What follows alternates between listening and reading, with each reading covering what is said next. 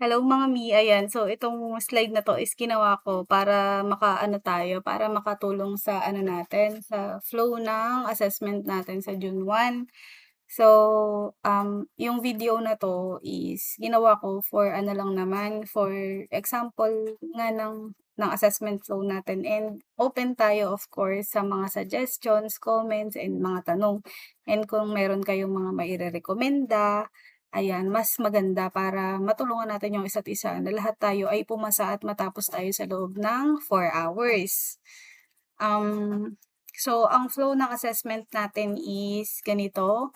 Ang pinakaunang gagawin natin is of course kukuha tayo ng, mga equipments and materials na kakailanganin natin. So para sa akin, sana kung sino yung pinakaunang makakakuha ng materials ay kumuha na po ng extra na malaking bowl para siya na rin po ang magpapainit ng lukewarm water na gagamitin para sa pagbublong po ng ating mga yeast, okey? So, sana po yung yung pinakauna pong ano natin, yung pinakauna sa nakukuha or pinakauna sa pila, mas maganda po kasi talaga nakapila tayo para mas organized, or kung ang mangyayari naman po, kung per ano tayo, kung per table, mas okay din po yung gano'n. Halimbawa po, magtitinginan na lang tayo kung sino yung pinakaunang kukuha and then yung second one, gano'n. So, sa pinakaunang kukuha po sana ng materials niya, sana po siya na rin po ang una or kukuha po ng isang bowl, yung saktong bowl po 'no, yung malaking bowl na hindi masyadong buka, kung matatandaan niyo yun. Yung malaking bowl na hindi masyadong malaki yung buka, na siya na din po sana ang magpapainit ng ating lukewarm water. And then, sa pagkuha naman po natin ng ingredients, ayan, so yung mga 'wag na po tayong maghintayan na lahat po ay makakuha ng, materials and equipments. Halimbawa po, nauna na kayong makakuha ng materials, ayan, diretso na po tayo kaagad sa pagkuha ng ibang ingredients. For example po, hindi pa mainit yung lukewarm water natin, siyempre kung ano yung available na ingredients na puwede na nating makuha, kunin na po natin. Ayan, so hindi ko nalagyan po ng space 'no, yung dito sa bandang gabi dito kasi parang tatlong ano 'to, tatlong mixture siya, okey? Um, for example po ganito, halimbawa po yung mga nauna is kumukuha na po sila ng bread flour, ayan. So, 'wag na po tayong pumila lahat sa bread flour. Ang gawin po nung iba, habang yung iba ay kumukuha ng ingredients sa bread flour, kuha na po tayo agad ng maliit na bowl, tapos lagyan na po natin siya kaagad ng evaporated milk, kuha na po tayo ng itlog na kakailanganin natin, and of course po ng tubig. Ay yung tubig naman po ay nasa tabi lang natin. Tapos dun sa may butter naman po, ako na po ang bahalang maghiwa dito since medyo kabisado ko naman po kung paano siya hahatiin into 16.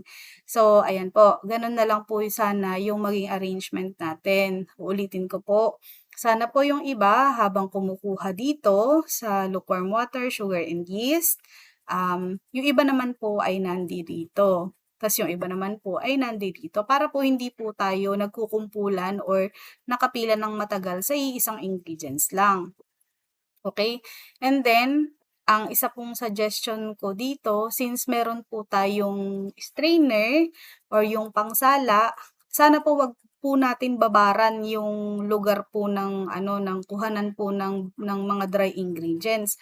Kasi po, puwede naman po natin siyang halimbawa po, kuha po kayo ng bowl, kuha po tayo ng strainer or yung salaan, ipatong po natin sa ibabaw ng bowl natin, and then ilagay na lang po natin yung mga nasukat natin na dry ingredients, yung bread flour, yung salt and sugar.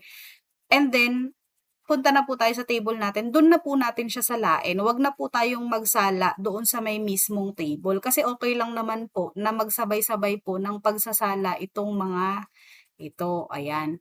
Okey po, para po nakakaano po, makakuha din po ng ingredients yung iba, lahat-lahat.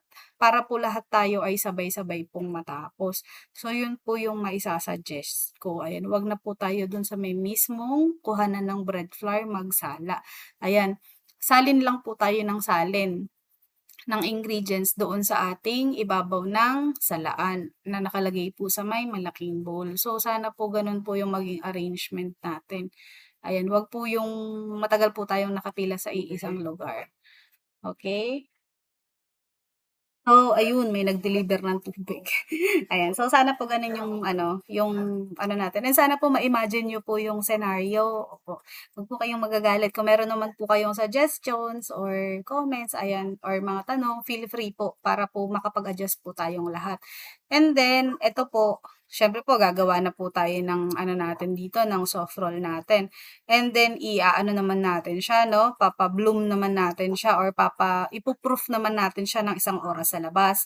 So, right after ng pagkatapos natin gumawa ng soft roll, kung sino po ang marunong or sino po ang makakatulong sa pag-ano po, sa pagbukas po ng oven, ayan, open na po natin kaagad yung oven natin pagkatapos po natin mag-ayos po or maglabas po ng ating,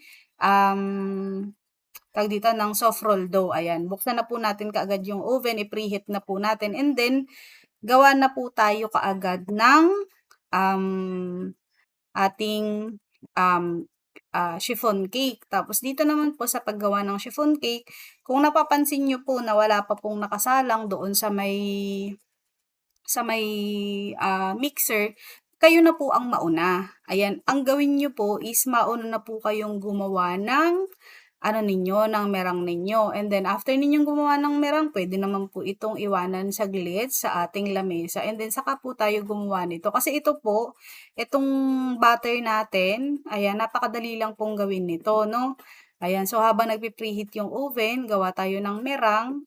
And then, ito na po ang isusunod natin. Para po yung kasi po kung ang gagawin po natin, lahat po ay sabay-sabay tayong gagawa ng batter natin tapos sabay-sabay din po tayo, hindi po tayo magtutugma-tugma, makukulangan po tayo sa oras. So 'pag nakita po natin, halimbawa po natapos po tayo kaagad sa ano, dito po sa soft roll dough, nakapaglabas na po tayo.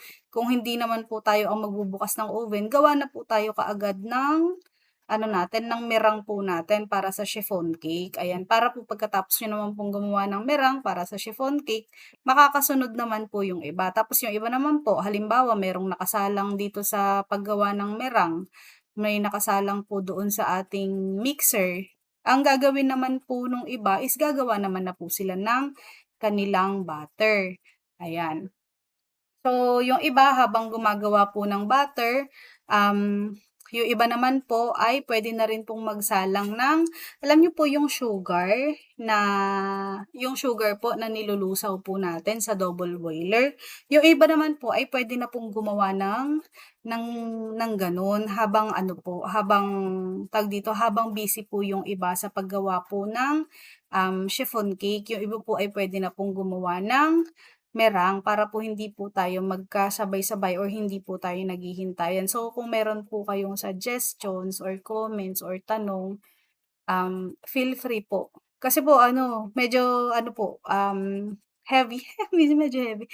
Ayan, hindi naman po sobrang bigat pero nagbilin po kasi sa akin si ating trainer kahapon po na tignan-tignan ko po yung ibang team members natin para po lahat po tayo ay makapasa.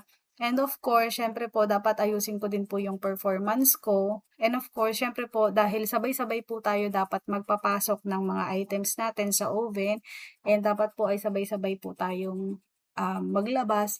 Ayan, sana po lahat po tayo ay magtulungan para po maganda po yung magiging outcome ng assessment natin. So, maghihintay po ako kung sino po ang ano sa inyo, kung sino po ang game na pinakaunang kukuha ng materials, siya na din po ang magsalang po para sa ating lukewarm water, ayan. So, kung gusto niyo po, pero kung gusto niyo rin naman po na ako po ang mauna, wala din naman pong problema. Kasi nung nakaraan din po, ako din po ang nag-open sa double boiler po. So, gano'n na lang po yung gawin natin para lahat po tayo ay makatapos sa tamang oras. So, yun lang po, ayan. Huwag niyo po sanang mamasamain yung ginawa kong video, ayan, na may nakalagay na mukha para ma-imagine niyo na ako yung nagsasalita. Ayan, so yun lang po.